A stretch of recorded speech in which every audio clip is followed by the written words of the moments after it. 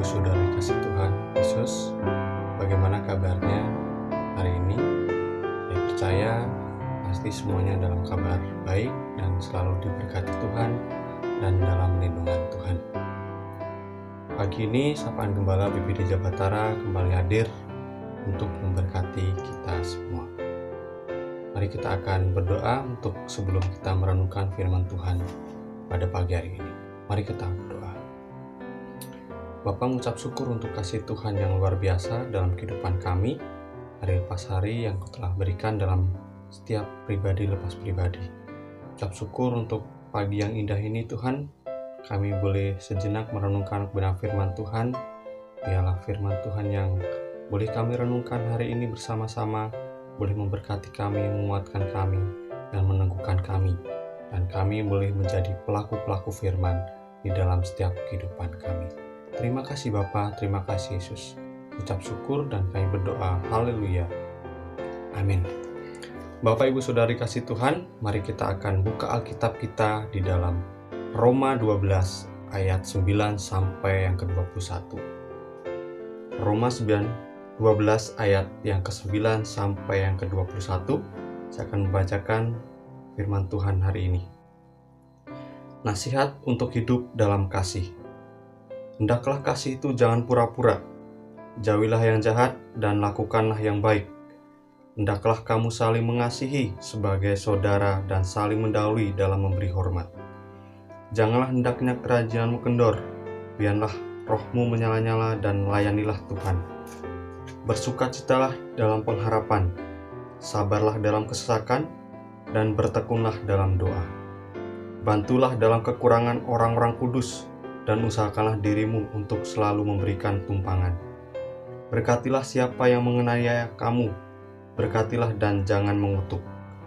Bersukacitalah dengan orang yang bersukacita, menangislah dengan orang yang menangis. Hendaklah kamu sehati sepikir dalam hidupmu bersama. Janganlah kamu memikirkan perkara-perkara yang tinggi, tapi arahkanlah dirimu kepada perkara-perkara yang sederhana. Janganlah menganggap dirimu pandai.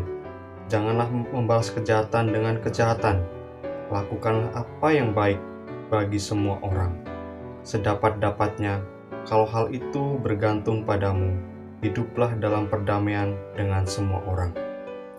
Saudara-saudaraku yang kekasih, janganlah kamu sendiri menuntut pembalasan, tapi berilah tempat kepada murka Allah, sebab ada tertulis, Pembalasan itu adalah hakku, akulah yang akan menuntut pembalasan, firman Tuhan. Tetapi jika seturumu lapar, berilah dia makan. Jika ia haus, berilah dia minum. Dengan berbuat demikian, kamu menumpukan bara api di atas kepalanya. Janganlah kamu kalah terhadap kejahatan, tetapi kalahkanlah kejahatan dengan kebaikan. Bapak, Ibu, Saudari kasih Tuhan, pada pagi hari ini, firman Tuhan atau renungan pada pagi hari ini dengan tema hidup di dalam kasih. Hidup di dalam kasih. Manusia adalah makhluk sosial. Artinya tidak bisa hidup sendiri tanpa memiliki hubungan dengan orang lain.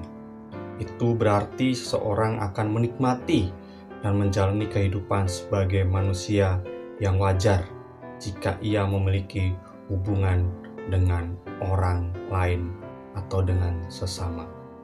Nah, Bapak Ibu Saudari kasih Tuhan, hidup mengasihi atau hidup dalam kasih adalah ciri khas sebagai kita umat pilihan Allah, orang-orang yang percaya, orang-orang yang dipanggil Tuhan. Dalam Matius 12 ayat 31 berkata, "Dan hukum yang kedua ialah kasihilah sesamamu manusia seperti dirimu sendiri.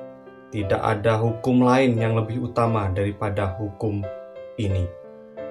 Ini adalah perintah Allah yang utama, yaitu saling mengasihi. Bukan semata-mata untuk menegaskan bahwa manusia itu adalah makhluk sosial, tetapi karena Allah adalah kasih, dan kasihlah yang menjadi dasar utama dalam kehidupan orang percaya. Artinya bahwa dasar kehidupan orang percaya adalah kasih. Memiliki kasih dalam kehidupan kita jauh lebih besar manfaatnya daripada tidak sama sekali. Nah, Bapak Ibu Saudara dikasih Tuhan, mengapa kita harus memiliki kasih dalam kehidupan kita? Supaya dapat mengasihi dengan baik dan benar, maka Yesus meminta umatnya untuk senantiasa mendasarkan diri pada hubungan yang erat dengan dirinya. Sebab Allah adalah kasih. Sebab Allah itu sendiri yang melalui Yesus Kristus telah mengasihi umatnya dengan memberikan nyawanya. Efesus 1 ayat 7 berkata, sebab di dalam Dia dan oleh darahnya kita beroleh penebusan, yaitu pengampunan dosa menurut kekayaan kasih karunia-Nya. Karena kita sudah ditebus dengan harga yang mahal, karena kita sudah ditebus dengan darah yang mahal, yaitu melalui kayu salib, Yesus disalib. Makanya kita harus menggunakan kasih itu, menerapkan kasih itu dalam setiap kehidupan kita. Mereka yang melakukan perintah ini, Yesus menyebutnya sebagai sahabat, yang menunjukkan adanya keakraban, hubungan yang erat di antara Allah dan umatnya, yaitu kita semua sebagai orang-orang pilihan Tuhan. Dalam keadaan seperti ini, umat Tuhan akan lebih memahami apa yang menjadi kehendak Tuhan dalam kehidupan mereka.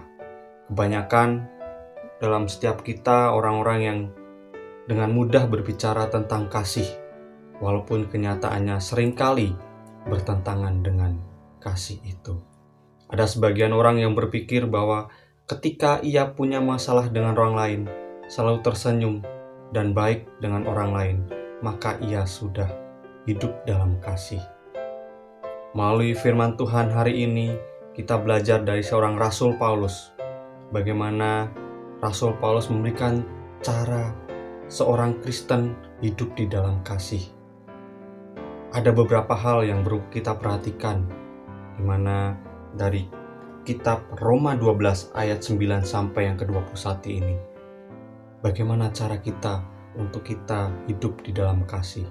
Yang pertama, yaitu kasih jangan dengan pura-pura atau munafik, tetapi saling mengasihi di antara saudara. Yang kedua, kita saling mendahului dalam memberi hormat dan saling membantu orang-orang yang berkekurangan. Yang ketiga, saling memberi tempangan, bersukacita dengan orang yang bersukacita. Hal yang keempat, tidak membalas kejahatan dengan kejahatan. Hal yang kelima, tidak menganggap diri pandai, hidup dalam perdamaian dengan semua orang. Itu yang menjadi ciri khas di mana kita memiliki kasih dalam kehidupan kita. Kita belajar dari seorang Rasul Paulus, di mana Rasul Paulus mengingatkan kita semua untuk kita senantiasa memiliki kasih di dalam kehidupan kita. Dengan hidup saling mengasihi, umat Allah dapat menjalankan berbagai tugas panggilannya dengan baik dan tentunya menghasilkan buah di dalam setiap kehidupan kita. Galatia 6 ayat 22 sampai 23, bagaimana dikatakan ada buah-buah roh, ada buah-buah yang kita hasilkan di dalam kehidupan kita. Jemaat sebagai umat Allah meski menempatkan hal yang utama untuk saling mengasihi sebagai ciri khas dalam kehidupan kita, bahkan sebagai gaya hidup kita untuk kita menjadi anak-anak Tuhan, yaitu memiliki kasih di dalam kehidupan kita. Jikalau tidak, maka sebenarnya kita sedang merusak ciri khas atau gaya hidup orang-orang percaya. Bukankah banyak orang yang kalau berbicara tentang kasih begitu bersemangat, tetapi untuk melaksanakannya begitu berat. Akibatnya banyak orang yang kehilangan jati dirinya karena tidak memiliki kasih di dalam kehidupannya. Maka dari itu, marilah kita senantiasa hidup di dalam kasih, yang memiliki kasih yang tulus di dalam diri kita kepada sesama, sebagai gaya hidup kita, untuk kita menikmati berkat-berkat Tuhan dalam setiap kehidupan kita. Amin. Inilah firman Tuhan atau renungan yang boleh kita dengar bersama-sama, bagaimana kita harus senantiasa memiliki kasih di dalam kehidupan kita, kita belajar dari seorang Rasul Paulus, yang dimana menjadi pedoman dalam kehidupan kita, untuk kita memiliki kasih di dalam kehidupan kita. Amin. Tuhan Yesus memberkati kita semua. Mari kita berdoa. Terima kasih Bapa, terima kasih Yesus, mengucap syukur untuk kasih-Mu yang luar biasa dalam kehidupan kami, di mana kami boleh merenungkan firman Tuhan hari ini. Kami boleh menikmati firman Tuhan hari ini Tuhan. Biarlah apa yang boleh kami renungkan hari ini, boleh kami terapkan dalam kehidupan kami. Biarlah kami boleh menjadi pelaku-pelaku firman yang memiliki kasih sebagai gaya hidup kami di dalam Engkau ya Bapa. Terima kasih Tuhan, terima kasih Yesus. Ucap syukur untuk semuanya ini. Hanya di dalam nama Tuhan Allah kami yang hidup. Haleluya. Amin.